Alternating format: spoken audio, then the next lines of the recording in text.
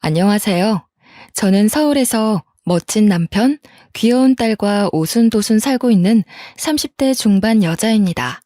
유튜브로 많은 사연을 보며 제 사연을 들려드리고 싶어 글을 쓰게 되었어요. 몇 년 전 저와 언니에게 일어났던 기가 막힌 일에 대해서 말이죠. 현재 저는 친언니와 함께 빅사이즈 여성 의류 쇼핑몰을 운영하고 있어요. 쇼핑몰은 현재 해외에서도 인기가 있고 인터넷으로 유명세를 타고 있습니다. 연매출은 조금씩 다르긴 하지만 70억 정도고요. 친언니와는 나이 차이가 많이 나는데 띠동갑입니다. 강원도에서 청바지 가게를 운영하시던 부모님이 계셨지만 제가 초등학생 때 교통사고로 돌아가셨죠. 부모님이 계실 때는 장사가 잘 돼서 여유가 있었어요. 하루아침에 언니와 저만 남게 된 상황에서 가정 형편이 어려워졌습니다. 언니는 대학을 갓 졸업하자마자 저를 부양하기 위해 빨리 취직을 해야 했어요. 부모님이 남기고 가신 집과 가게를 정리하고 받은 돈으로 언니와 함께 방 2칸짜리 빌라에서 살게 되었죠. 제가 고등학교 2학년이던 겨울, 언니는 형부와 결혼했습니다. 형부는 대기업 영업부 회사원이었고 언니는 거래처 사무직 직원이었어요. 업무로 만나 미팅을 몇 번 하며 형부가 언니에게 반했고 언니에게 끊임없는 구애를 했다고 해요. 저를 부양해야 하는데 결혼하면 그럴 수 없게 될까봐 언니는 마음이 좋지 않았나 봅니다. 언니는 1년 정도의 시간이 흐른 뒤 형부의 마음을 받아주어서 만나기 시작했죠. 언니가 안정된 삶을 살게 된 것 같아 마음이 놓였습니다. 처제, 공부하느라 많이 힘들지? 쉬엄쉬엄 해. 언니와 내가 처제 하나 정도는 충분히 먹여 살릴 수 있으니 걱정하지 말고 공부만 해. 건강도 좀 생각하면서 말이야. 맨날 밤늦게까지 공부에 그림에 고생이 많지? 형부, 말씀만으로도 감사해요. 제가 아직 세상을 모르지만 하고 싶은 일을 할 수 있게 도와주셔서 감사해요. 저는 이제 다 커서 혼자 살아도 되는데 저 때문에 불편하실까봐 그게 걱정이네요. 수정아, 형부 말대로 언니가 뒷바라지 다 해줄 테니 우리 수정이 하고 싶은 공부 있으면 마음껏 해. 형부 있다고 불편해하지 말고 부담 갖지도 말고 이 언니가 너 하나 정도 책임질 능력은 되니까. 알겠지? 응? 언니와 형부는 제가 대학을 졸업할 때까지 뒷바라지 해주었어요. 처음에는 언니와 둘만 살고 있던 집에 형부가 들어와 불편한 게 컸어요. 하지만 언니와 저를 살뜰히 챙겨주는 모습에 좋은 사람이구나 생각했죠. 1년 뒤 저는 다행히 한 번에 원하는 대학에 갈 수 있었어요. 합격 통지서를 들고 언니와 형부에게 전해준 날 형부는 자기 일처럼 기뻐해 주었습니다. 언니는 말없이 장하다며 눈물을 흘렸고요. 시어른들도 고생했다며 용돈도 맛있는 것 사 먹으라며 용돈도 챙겨주시고요. 저는 이때까지만 해도 형부와 시어른들을 정말 좋은 분들이라고 생각했어요. 저와 언니에게 그 일이 일어나기 전까지는요. 내가 열심히 공부해서 성공해야 언니와 행복하게 살 수 있어. 돌아가신 부모님도 조금은 걱정을 덜 하실 거야. 힘내야지. 엄마, 아빠, 하늘에서 보고 계시죠? 저 열심히 노력할게요. 지켜봐 주세요. 대학에 가서도 노는 시간 없이 밤낮으로 공부해 장학금을 받으며 생활했어요. 쪽잠을 자며 시간이 날 때에는 틈틈이 아르바이트를 하며 조금씩 돈을 모았습니다. 그 결과 4년 동안 2천만 원이라는 큰 돈을 모을 수 있었어요. 의류 디자인 전공인 저는 패션의 세계를 좀 더 경험해보고자 유학을 꿈꿨기 때문이에요. 언니와 형부에게 더 이상 손을 벌리지 않고 스스로 해보기 위해 노력했죠. 언니, 나 프랑스로 유학을 가고 싶어. 좋은 대학을 나왔다고 해서 세상에 보이는 게 전부가 아닌 것 같아. 사실 내가 공부하면서 틈틈이 모아놓은 돈이 있거든. 이 돈으로 시작은 할 수 있을 거야. 언니가 내 걱정은 많이 하겠지만 나도 성인이고 독립할 나이가 된 것 같아.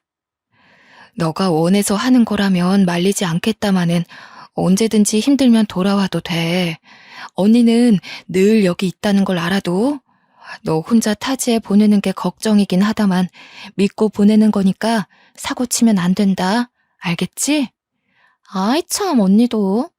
나 이제 대학 졸업한 엄연한 성인이라고. 하늘에 계신 부모님 부끄럽지 않게 최선을 다해서 배우고 올 테니까 기다려줘. 멋지게 변신해서 돌아올게. 기대해. 그렇게 처음으로 떨어져서 살게 되었어요.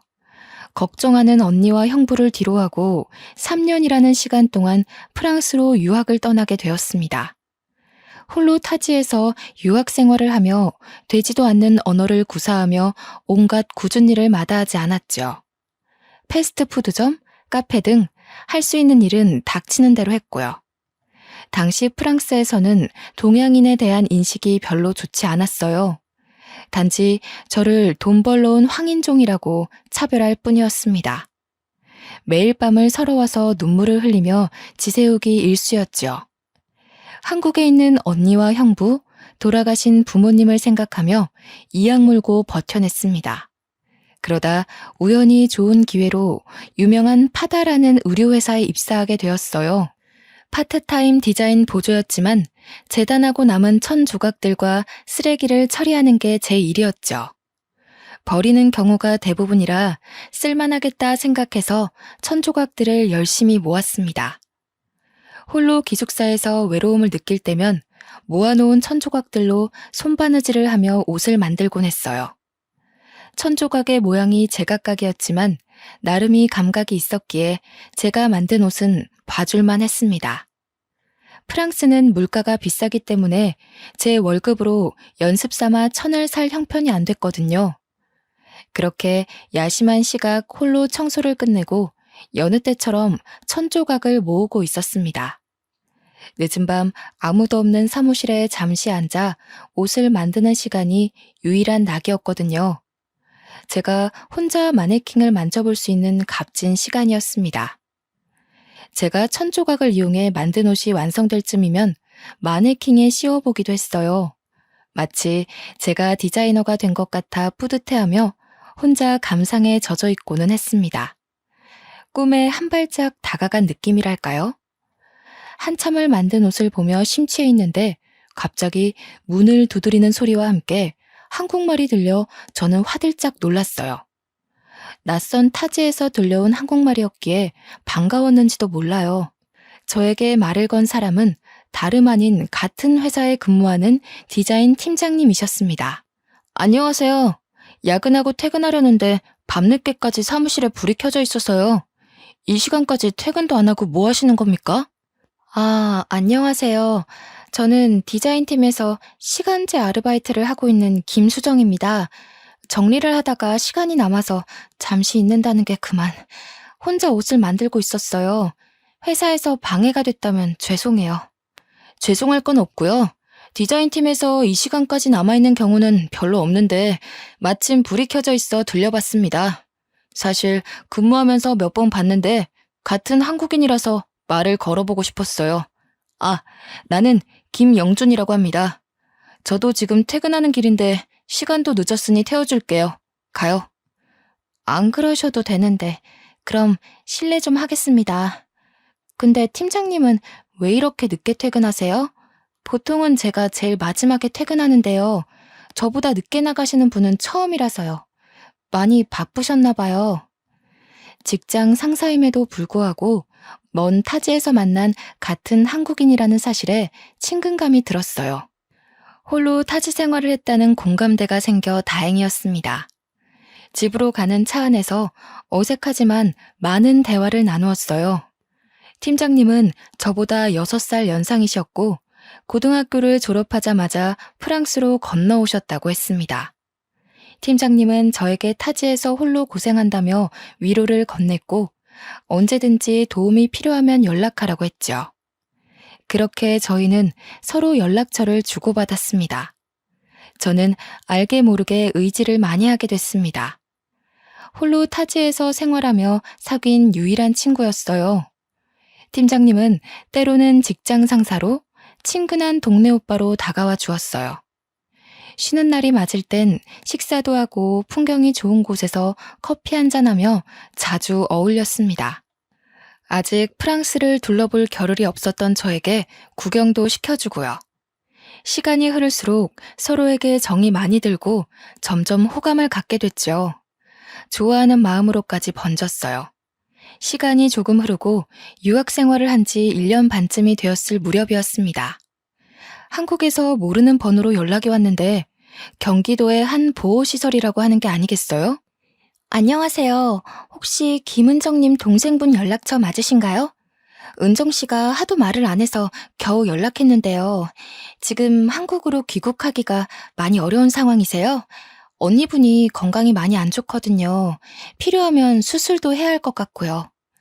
네, 제가 동생이 맞는데 혹시 언니한테 무슨 일이 생긴 건가요? 아, 혹시 이도진 씨라고 옆에 없나요? 김은정, 아니, 저희 형부인데요. 언니가 병원에 안 있고 왜 보호시설에 있어요? 언니가 어떻게 안 좋은 건가요? 언니 좀 바꿔주세요. 받아야 할 검사도 많고 지금 치료 중이라 연락이 불가능해요. 혼자 병원에 와서 몇 가지 검사를 했는데 아직 더 남은 모양이에요.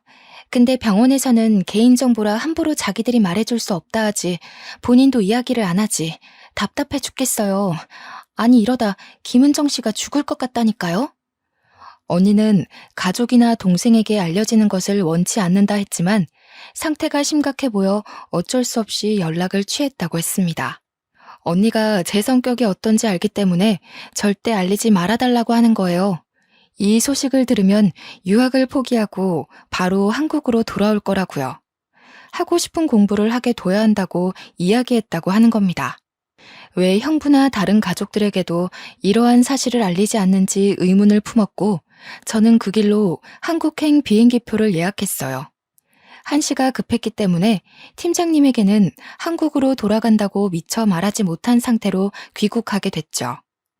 귀국하자마자 곧장 언니가 있다는 보호시설로 갔어요.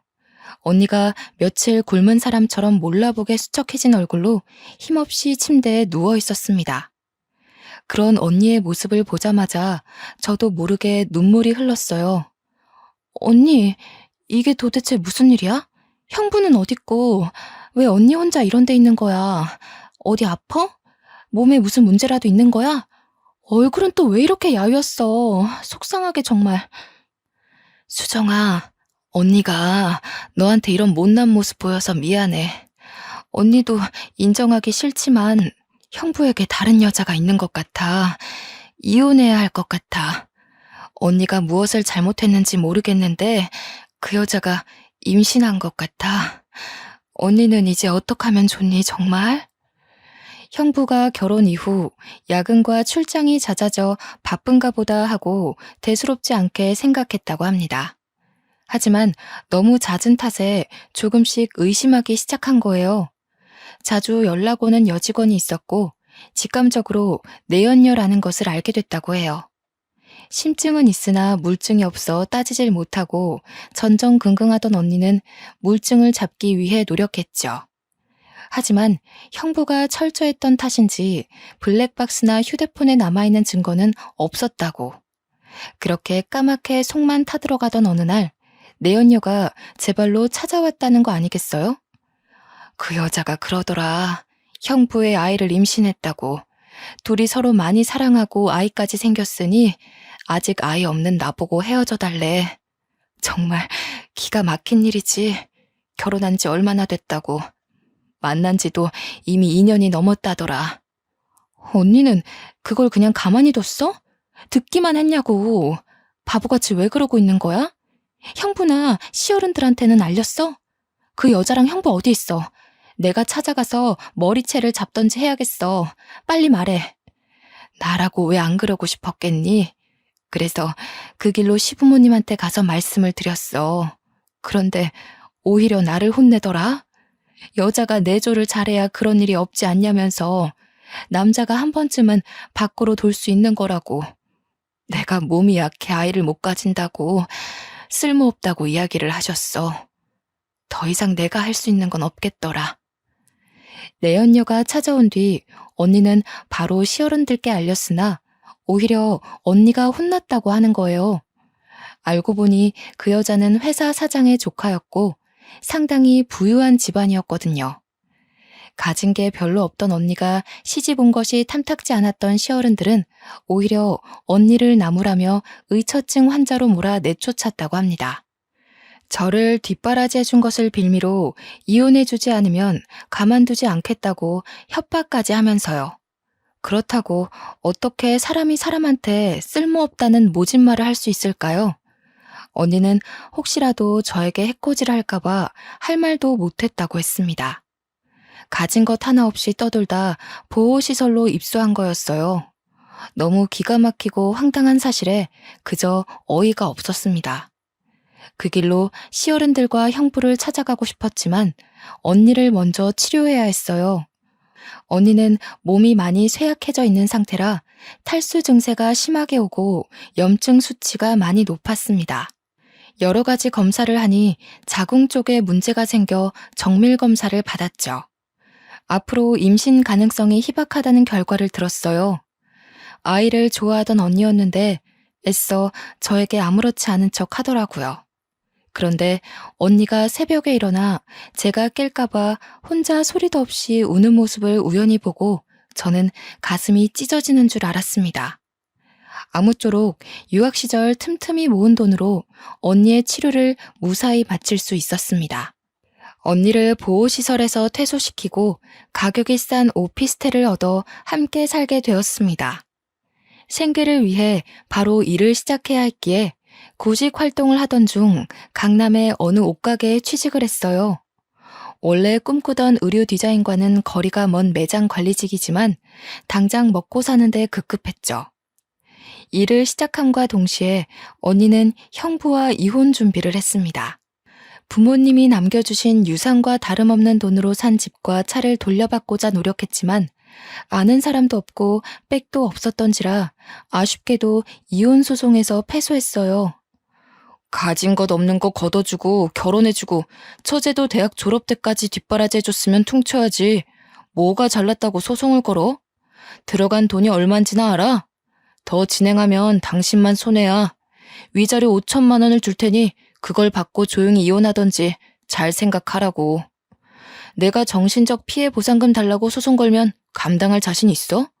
당신 돈 없잖아. 형부, 그래도 어떻게 언니한테 이래요?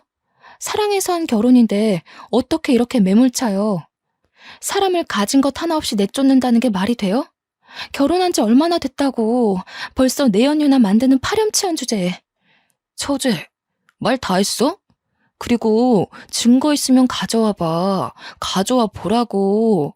배은망덕하게 키워줬으면 감사합니다 라고 머리 숙여도 모자랄 지경인데 부모 없이 자란 티내는 거야? 증거도 없이 내연녀며 몰아짓거리는 거 확 다 무고죄로 고소해버릴까?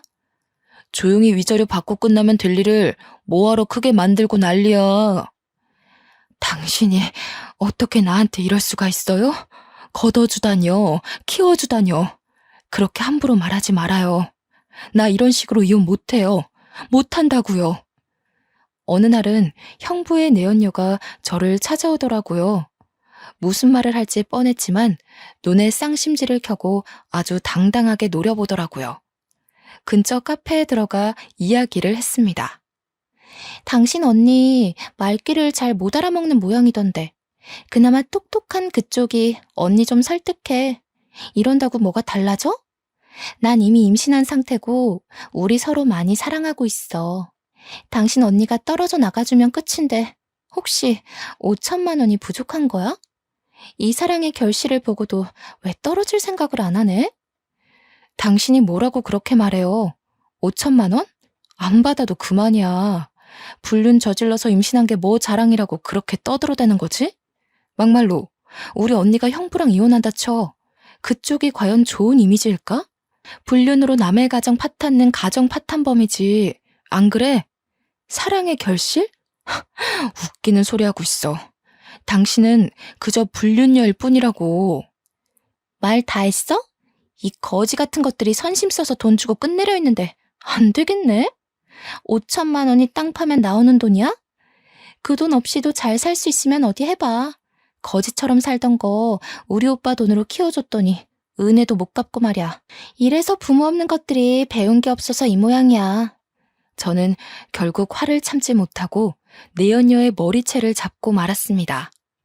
저를 욕하는 것은 괜찮지만 언니와 돌아가신 부모님을 모욕하는 것을 참을 수 없었어요. 그 여자가 임신한 상태이던 말던 저한테는 중요한 게 아니었습니다. 그 순간만큼은 이 여자를 반쯤 죽여놔야겠다는 생각뿐이었어요. 저한테 머리채 뜯기던 그 여자도 미친 듯이 발버둥치며 제 얼굴을 긁기 시작했습니다. 카페 직원이 경찰에 신고해서 파출소로 끌려간 뒤에야 마무리가 되었습니다. 파출소로 언니와 시어른들이 오셨어요. 그 여자는 합의는 없다며 뱃속의 아기가 잘못되면 우리는 살인자라고 고래고래 소리를 질렀습니다. 형부는 자신의 커리어에 흠집이 나기 싫었는지 조용히 합의하자 했습니다. 더욱 기가 막힌 것은 이혼이 확정된 것도 아닌데 시어른들은 이미 그 여자를 며느리 취급하고 있었습니다. 아니, 너는 동생 간수를 도대체 어떻게 하는 거야? 홀몸도 아닌 사람을 어떻게 이렇게 함부로 대할 수가 있어? 뱃속에 우리 손주 잘못되면 네가 책임질 거냐? 부모 없이 자라서 부족한 게 많은가? 조용히 합의해. 그러게, 내가 5천만 원 위자료 받고 조용히 합의하랬잖아. 도대체 왜 이러는 거야? 처제는 왜 이렇게 막무가내고. 마지막 기회야. 조용히 합의해.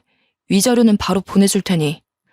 저 여자가 먼저 돌아가신 부모님, 우리 언니 모욕했다고요. 저 여자가 임신한 게 내 알바야 뭐야? 머리채라도 뜯어야지. 형부가 대신 맞을 거예요? 나 참 진짜 어이가 없어서 저런 것들도 사람이라고 진짜. 그 여자는 시어른께 어머니 하며 눈물을 흘리고 있었고 저는 화가 치밀어 올랐어요. 언니는 묵묵히 생각에 잠긴 듯 보였고요. 선택은 오로지 언니의 몫이었어요. 혹시라도 저에게 또 해코지를 할까봐 두려워하던 언니는 결국 5천만 원을 받고 이혼에 합의했습니다. 힘든 시기를 지냈던 언니는 마지막으로 신혼집에서 짐을 정리하고 온다며 떠났어요. 그렇게 오피스텔로 가져온 언니의 짐은 정말 단촐하기 그지없었죠. 작은 캐리어에 서류 몇 가지와 엄마 아빠가 종종 써주시던 손편지, 옷 몇 개가 전부였거든요. 언니는 한숨을 쉬며 나를 뒷바라지 해줘야 하는데 그러지 못해서 미안하다고 말했습니다. 나는 무슨 소리냐며 언니에게 소리쳤죠. 언니는 계속 미안하다 했고 짐 정리를 하며 눈물을 줄줄 흘렸어요. 편지를 읽어보려고 편지를 꺼내 봉투를 내려놓으려는 찰나 뭐가 툭 하고 바닥에 떨어지는 것 아니겠어요? 빨간 작은 주머니였는데 열어보니 주소가 적혀있는 쪽지가 있었습니다. 강원도에서 예전에 부모님이 청바지 가게를 운영하시던 곳 근처 주소였죠.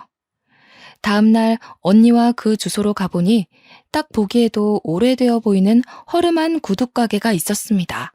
허리가 굽고 머리가 백발인 할아버지가 구두를 닦고 계셨어요. 저와 언니를 보자마자 어떻게 왔냐고 물으셨고 저희는 부모님 이름을 말하며 빨간 주머니를 보여드렸습니다. 그러자 그 할아버지는 저희를 보시고 화들짝 놀라셨습니다. 왜 이제야 왔냐며 할아버지가 얼마나 기다렸는 줄 아냐고 핀잔을 주시는 거예요. 곧이어 우리를 안쪽 작은 방으로 안내했어요. 안내를 받아 들어간 방 안에서 할아버지는 저에게 작은 서류 봉투를 건네주셨습니다. 서류 봉투에는 외할아버지의 유언장과 땅 문서, 통장, 도장이 들어있었죠. 드디어 내 이걸 너희들에게 전해줄 수 있어서 얼마나 다행인지 모른다. 그 조그맣던 아이들이 이렇게 컸다니 내가 당연히 알아보지 못할 수밖에. 살아생전 너희 부모가 얼마나 착실하게 잘 살았는지 아니? 어휴. 알고 보니 할아버지는 외할아버지 댁에서 힘든 시절에 머슴살이를 하셨던 분이셨습니다. 외할아버지 덕분에 자신이 이렇게 잘 먹고 잘 살 수 있게 됐다고 하셨죠. 이 서류는 저희 부모님이 맡기고 가셨다고 했습니다. 외할아버지는 강원도에서 유명한 부자셨는데 주변에 많이 베푸시는 분이셨다고 해요. 하나밖에 없는 귀한 딸이 가진 것 없는 아버지와 결혼한다고 하여 결혼한 뒤 연락을 끊으셨다고 합니다. 그렇게 수년을 왕래 없이 지냈다고 하셨어요. 하지만 언니가 태어나고 하나밖에 없는 딸을 위해 구두방 할아버지를 몰래 부모님 주변에 살게 하셨다고 했어요. 그렇게 구두방 할아버지는 부모님 근처에서 구둣가게를 운영하시며 보살펴 주셨다고 했고요. 이 사실은 나중에 외할아버지가 돌아가시고 나서야 알게 되셨다고 합니다. 그 뒤로는 구두방 할아버지를 부모처럼 모셨다고 했죠. 그렇게 건네받게 된 유산을 우리 앞으로 돌려놓으신 지 얼마 안 되어 교통사고로 돌아가신 거였어요. 내 언제까지 살아있을지 모르는 일이라 너희를 빨리 찾고 싶었는데 이렇게 찾아와 주었으니 내 할 일은 다 한 것 같구나. 드디어 은혜를 다 갚을 수 있게 됐어. 그동안 힘들다면 힘들게 살았겠지만 이제는 조금 편하게 살렴. 이제 죽어서 영감님 뵐 면목이 생겼구나. 그저 동네 할아버지로만 생각했는데 저희가 진작에 찾아뵙지 못해서 죄송해요. 저희가 앞으로 사는 동안 할아버지께 효도할게요. 정말 감사합니다. 할아버지, 사실 저는요, 저랑 언니를 두고 일찍 돌아가신 부모님이 원망스러웠어요. 성인이 되고 나이를 먹어보니 부모님이 조금은 이해도 되는 것 같아요. 저희 부모님 보살펴 주셔서 정말 감사드려요. 언니와 저 앞으로도 열심히 살게요. 언니와 저는 부모님이 남겨주신 유산으로 의류 쇼핑몰 사업을 시작하기로 했습니다. 구두방 할아버지는 저희가 모시려고 했어요. 많이 연로하신 탓에 더 이상 가게를 운영하시기 어려워 보이셨거든요. 하지만 할아버지는 본인이 죽기 전까지 하고 싶은 일이라며 고집을 피우셨어요. 그렇게 작은 상가 건물을 매입해 사무실을 차렸습니다. 이 소식을 들은 형부가 어느 날 언니를 찾아왔어요. 은정아, 소식 듣고 찾아왔어. 내가 정말 미안해. 다시는 바람 피우지 않을게. 내가 잠시 어떻게 됐었나 봐. 한 번만 용서해 줄 수 없겠어? 우리 다시 시작하자. 형부, 아니, 이도진 씨. 여기가 감히 어디라고 찾아와요? 돈 없고 가진 것 없는 언니 내쫓을 땐 언제고, 이제 와서 뭐? 다시 시작해요? 당신 낯잡 꼴도 보기 싫으니까 경찰 부르기 전에 당장 나가세요. 처제, 언니랑 이야기할 일이야. 처제가 우리 사이에 뭐라도 돼? 내가 잠시 바람을 피운 것은 맞지만 잘못했다고 이렇게 사과하잖아. 그리고 부부 일은 부부가 해결해야지. 처제는 가만히 있어. 은정아, 대화 좀 하자. 이도진 씨, 나는 당신과 할 이야기가 없어요. 우리 이미 이혼한 사이 아닌가요? 위자료 받고 깔끔하게 끝낸 사이요. 원하면 위자료 돌려드릴게요. 가진 것 없던 제가 비참히 쫓겨났을 때 그 심정 당신은 알지 못할 거예요. 다시는 볼 일 없었으면 좋겠네요. 며칠 뒤에는 시어른들까지 찾아왔었습니다. 검은 속이 훤히 들여다 보였지만 저희는 문 앞에 소금까지 뿌려가며 매몰차게 대했습니다. 적반하장도 유분수라는 말이 있죠. 제가 거래처에 볼 일이 있어 언니를 혼자 남겨두고 외근을 다녀오던 길이었어요. 사무실이 엉망이 되어 있고 언니는 화가 난 표정으로 씩씩대며 앉아 있었어요. 저는 깜짝 놀라 언니에게 물었더니 그 사람들이 찾아와 돈을 달라고 하더래요. 키워주고 먹여주고 뒷바라지해줬는데 그 돈을 좀 돌려받아야겠다면서 말이죠. 내가 내 돈으로 너희 자매 먹여 살린 거나 다름없다.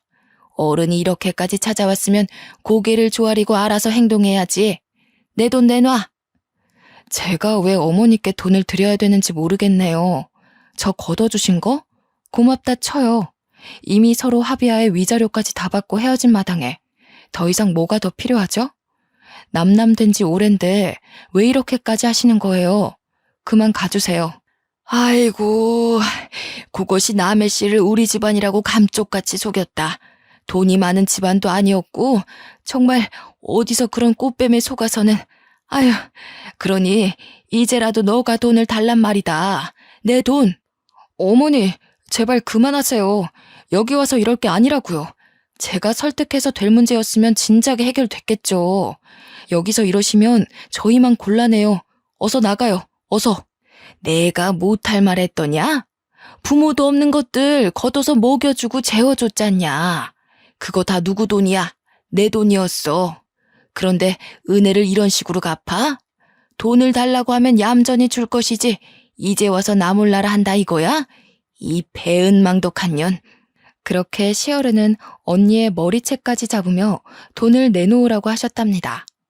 형부와 경찰이 오고 나서야 진정이 됐고 이미 엉망이 된 사무실을 보며 언니 정신을 가다듬고 있던 거였어요. 그날 저녁 언니와 술 한잔하며 이야기했습니다. 알고 보니 언니와 이혼 후 형부는 내연녀와 함께 신혼집에서 살았다고 해요. 내연녀가 임신한 상태라고 하니 어른들은 그저 좋아 마냥 웃기만 하셨대요. 가진 건 많은 며느리니까요. 그러다 내연녀가 아이를 출산하고 나서 형부의 아이가 아니었다는 것을 알게 됐대요. 태어난 아이의 혈액형이 내연녀와 형부의 혈액형에서는 나올 수가 없는 거였죠. 그래서 형부가 내연녀 몰래 유전자 검사를 했나 봅니다. 아니나 다를까 친자 관계가 성립하지 않는다는 결과를 받고 충격을 받았다고 했어요. 형부는 혹시나 하는 마음에 비뇨기과서 성기능 검사를 받았는데 무정자증이었고요. 나 사실은 무정자증이더라고. 나는 은정이 너가 임신이 안 되는 몸인 줄 알았는데 내가 문제였어. 나는 술도 담배도 안 하니까 아무런 문제가 없을 거라 생각했어. 그저 몸이 약한 너 탓만 했던 것 같아. 그리고 그 여자 사장 조카도 뭣도 아니더라. 내가 속았어. 내가 모아둔 돈 그거 들고 어디론가 잠적했더라. 내가 드디어 벌을 받나 봐. 미안하다 은정아. 돈에 눈이 멀어서 어떻게 됐었나 봐. 그 아이가 내 자식이 아니라는 것과 내가 무정자증이라는 사실을 알았을 땐 하늘이 무너지는 게 이런 거구나 싶더라. 저는 언니에게 이야기를 전해 듣고 벌을 받은 거라며 비아냥거렸어요. 아주 꼬시더라고요. 마음 착한 언니는 그렇게 함부로 말하면 우리도 같은 사람이 된다며 다그쳤고요. 언니도 한없이 형부를 미워하고 원망했지만 이제 와서 무슨 소용이냐며 이해해주자고 합니다. 그 여자는 돈이 될 만한 형부의 물건들을 가지고 아이와 잠적했다고 하네요. 돈을 들고 잠적한 그 여자를 찾아다니다 우연히 저희 소식을 듣고 찾아온 것 같다고요. 간간히 형부와 시어른이 찾아오긴 했지만 언니는 더 이상 참고 살지 않기로 했어요. 그들에 대해 경찰에게 접근 금지 명령 조치를 신청했거든요. 그랬더니 더 이상 찾아오는 일은 없더라고요. 얼굴을 보지 못하니 끈질기게 전화도 몇 번 와서 돈을 달라는 소리를 했지만 저희는 더 이상 끌려다니지 않았어요. 통화를 녹음해두고 한 번만 더 연락하면 가만 안 두겠다 말한 뒤 휴대폰 번호를 바꿔버렸습니다. 그렇게 한바탕 소란이 지나고 언니와 함께 집 근처 막창집에서 술 한잔 했어요. 앞으로 우리만 잘 살면 된다는 이야기를 하며 소주 한 잔을 들이켰습니다. 저도 잊고 지내던 프랑스에서의 기억을 떠올리며 한 사람을 그리워했죠. 너나 나나 그동안 참 고생 많았지. 부모님이 남겨주신 유산 아니었으면 여기까지 오지도 못했어. 언니가 끝까지 널 뒷바라지 했어야 하는데 나중에 죽어서 부모님 얼굴을 어떻게 본다니? 언니, 무슨 말을 그렇게 해. 나 사고 안 치고 학교 잘 다닌 게 어디야. 날 잘 키워준 은혜 그 어떤 걸로도 갚을 수 없어. 난 언니 없으면 못 살아. 우리 같이 성공해서 행복하게 잘 살자. 언니도 그동안 고생 많았어. 내가 고생은 무슨. 그나저나 중간에 유학을 그만둬서 아쉬움이 크겠다. 너가 말했던 그 사람이랑은 연락하고 지내는 거야? 인사는 하고 왔어? 내 느낌이 맞다면 서로 좋아하는 게 분명한데 이상하다 싶을 정도로 조용하단 말이야. 말은 못하고 왔어. 상황이 그랬잖아. 언니가 더 중요하지. 그땐 나한테 사랑이 사치였지. 물론 말 못하고 와서 미안하고 그립지만 이미 지난 일인데 뭐. 난 괜찮아. 인연이라면 다시 만나겠지. 그렇게 정신없는 3년이라는 시간이 지난 어느 봄날이었습니다. 저희 사업은 조금씩 안정을 찾아갔어요. 처음에는 여자 둘이 작은 사무실 하나에서 시작한 규모였지만 현재는 직원도 20명이나 됩니다. 인터넷 쇼핑몰도 운영하고 있고 빅사이즈다 보니 체형이 다양한 해외에서 각광받기 시작했어요. 상가 1층에는 오프라인 매장도 차려졌고 동대문과 신촌에 분점도 내며 규모를 조금씩 키워나갔죠. 어느 날 매장에 익숙한 손님이 찾아왔습니다. 그동안 사는 게 바빠 잊고 지내던 프랑스에서 알게 된 팀장님이셨어요. 수정 씨, 잘 지냈어? 나 이제 한국으로 완전히 돌아왔어. 당신 찾느라 얼마나 헤맸는지 몰라. 이제 겨우 찾았네. 우리 커피 한잔 할 수 있을까? 팀장님, 여기는 어떻게 알고 오셨어요? 그땐 정말 죄송했어요. 제 사정 때문에 팀장님께 미처 말씀도 못 드리고 급하게 오느라 정신이 없었네요. 많이 보고 싶었어요. 저 사람이 너가 말하던 그 팀장님이구나. 인물도 좋고 키도 훤칠하고 너가 반할만 하네. 안녕하세요. 수정이 언니 되는 사람이에요. 수정이한테 이야기 많이 들었어요. 둘이 나가서 차 한잔 해요. 팀장님은 제가 한국으로 떠난 뒤 저를 정말 많이 그리워하셨다고 합니다. 물론 아무 말 없이 떠난 저를 원망도 했었고요. 나중에 같이 아르바이트를 했던 동료에게 제 이야기를 전해 들었다고 했죠. 그래서 프랑스에서 진행 중인 프로젝트를 마무리하고 한국 지사로 발령받아 완전히 귀국하신 거라 했어요. 저를 어렵게 수소문해서 찾아왔더라고요. 그렇게 팀장님과 재회한 저는 결혼에 꼴이 냈고 지금은 귀여운 4살 딸아이도 있습니다. 언니와 함께 시작한 사업은 생각보다 잘 풀렸습니다. 지금은 연매출 70억이라는 기록을 세우며 승승장구하고 있죠. 남편도 사업을 도와주겠다며 얼마 전에 회사를 정리하고 나왔고요. 처음에 시도했던 빅사이즈라 여성복은 국내뿐 아니라 해외에서도 인지도가 높아져 가고 있습니다. 연예인을 모델로 쓸 만큼 국내 인지도도 나쁘지 않았죠. 연예인이 모델을 하다 보니 통통해도 예쁘게 입을 수 있다라는 이미지가 더해졌고요.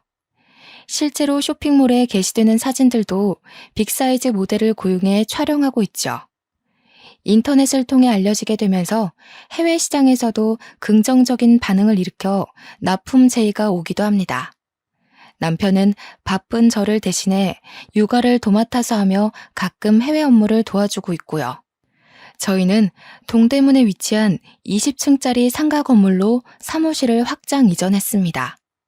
평소처럼 회사에 출근하는데 어느 날 마주치고 싶지 않았던 인물을 보고 말았어요. 바로 전 형부였죠. 거기서 용역 청소부로 열심히 일하고 있더라고요. 전 형부도 저와 언니를 보더니 화들짝 놀라며 어찌할 줄 모르며 발을 동동 굴렀어요. 은종아, 처제, 당신이 어떻게 나를 찾아온 거야? 여기를 어떻게 알고 찾아왔어? 이런 누추한 모습 보이기 싫은데 혹시 나와 다시 시작하려는 거야? 다시 시작해? 웃기는 소리 하지 마세요. 이도진 씨, 여기 왜 왔냐고? 우리 건물이니까. 여기 우리 회사야. 당신이 그 좋은 대기업 다니면서 외제차 몰던 게 엊그제 같은데 말이야. 당신이 이런 일을 하리라고는 생각도 못했는데. 의외네? 우리 사업이 잘 돼서 여기로 이전한 지 1달쯤 됐거든. 잘리기 싫으면 앞으로 열심히 일해야 할 거야. 뭐? 여기가 당신 건물이라고? 나는 그 여자를 결국 찾지 못해 이렇게 망했는데 어머니는 작년에 요양원 들어가셨고 그 여자가 들고 튄 돈 때문에 회사에서도 잘리고 내 꼴이 말이 아니지? 다 내 자업자득이지 뭐. 열심히 일할게.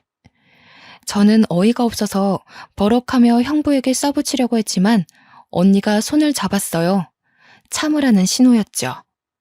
언니가 하는 말 때문에 저는 형부를 노려보며 가만히 서 있을 수밖에 없었죠. 태어나서 처음으로 언니의 독한 모습을 처음 본 저는 놀랬어요. 언니가 그렇게 모질게 말할 줄은 꿈에도 몰랐습니다. 모진 말을 하거나 화를 내기는커녕 언니는 늘 점잖고 차분했던 모습만 보여줬었거든요. 사무실로 올라가는 엘리베이터 안에서 언니는 웃으며 이제야 속이 시원하다고 했습니다. 언니의 새로운 모습에 놀란 저는 그저 눈만 꿈뻑꿈뻑 할 뿐이었죠. 아무쪼록 현재는 누구나 예쁜 옷을 입고 제가 디자인한 옷을 만들고 싶은 제 꿈이 한 번에 이루어지고 있고요. 10년 정도가 지난 지금 언니는 좋은 사람을 만나 재혼해서 행복하게 잘 살고 있습니다. 저희가 옷을 만들 때 사용하는 원단 업체의 사장님이신데요. 사업 초창기부터 거래했던 곳이라 몇 번 오가며 차도 마시고 대화를 나누다 보니 서로 비슷한 아픔을 지닌 걸 알게 되었다더군요. 언니는 또다시 결혼에 대한 아픔을 겪게 될까 재혼을 잠시 망설였었어요. 하지만 사장님은 언니를 묵묵히 기다려주었고 긴 기다림 끝에 서로의 상처를 보듬어 주기로 했답니다. 그래서 작년 겨울 가족끼리 모여 조용히 식사를 하는 것으로 결혼식을 대체했어요. 언니, 그동안 고생 많았어. 이제는 형부랑 행복하게 잘 살아. 지난 과거는 다 잊어버리고. 좋은 사람 만났으니 언니도 따뜻하게 잘 살았으면 좋겠어. 앞으로 행복한 일만 가득하길 기도할게. 사랑해, 언니. 오랜 시간이 지났지만 이제야 행복을 찾은 느낌이네. 나중에 엄마 아빠 만나면 당당하게 나 잘 살았다고 말할 수 있을 것 같아. 너도 여기까지 오느라 고생 많았고 제부랑 행복하게 잘 살아. 고마워, 수정아. 어릴 적 부모님이 돌아가시고 난 뒤 가족이라고는 언니와 저 둘뿐이었어요. 어린 마음에 언니에게 기대어 투정도 부리고 언니를 너무 힘들게 한 게 아닌가 생각됩니다. 언니는 저에게 부모와 같은 존재예요. 늘 뒤에서 든든하게 버팀목이 되어주고요. 그렇게 저희가 안정을 찾아가고 평화롭게 지내던 작년 봄, 구두방 할아버지가 돌아가셨습니다. 저희에게 큰 선물을 전해주신 구두방 할아버지, 저희 부모님 그리고 구두방 할아버지가 아니었으면 저희에게 지금은 없었을 거예요. 매년 할아버지 기일이 되면 언니 부부와 함께 찾아뵙고 인사드리고 있습니다. 저희도 어려운 시기가 있었지만 지금은 극복하고 누구보다 행복하게 잘 지내고 있어요. 돈도 중요하지만 정말 중요한 건 사람이 사람을 대하는 태도라고 생각해요. 아무리 힘들고 어려워도 그 와중에 남는 건 사람이더라고요. 저도 유학도 포기하고 언니와 힘들게 살던 시절도 있었지만 지금은 이렇게 누구보다 좋아하는 일을 하며 행복하게 잘 살고 있습니다. 고생 끝에 낙이 온다는 말이 있듯이 여러분도 힘든 시기를 잘 극복해 나가시길 바라봅니다. 늘 행복하시고 제 긴 사연 읽어주셔서 감사합니다.